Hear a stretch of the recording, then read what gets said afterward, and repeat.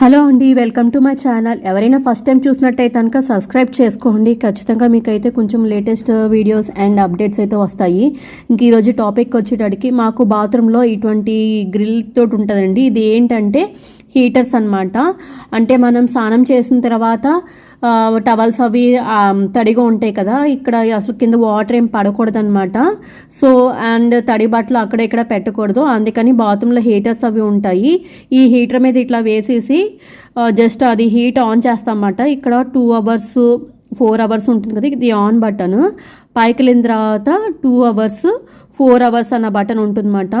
మనం 2 hours నొక్కితే 2 hoursలో ఆన్లో ఉంటుంది, తర్వాత ఆఫ్ అయిపోతుంది అన్నమాట ఆటోమేటిక్గా. ఇట్లా మనం ఏ తడి బట్టలు అయితే ఉంటాయో ఆ తడి బట్టలు కనుక దాని మీద వేసేసుకొని ఆ టైం స్లాట్ పెడితే ఆ టైం కల్లా ఆరిపోతాయి అన్నమాట. మనము స్నానం చేసిన తర్వాత టవల్స్ ఇవన్నీ బయట ఆరబెట్టకుండా దీనిపైన వేసేస్తే సింపుల్గా ఆరిపోతాయి.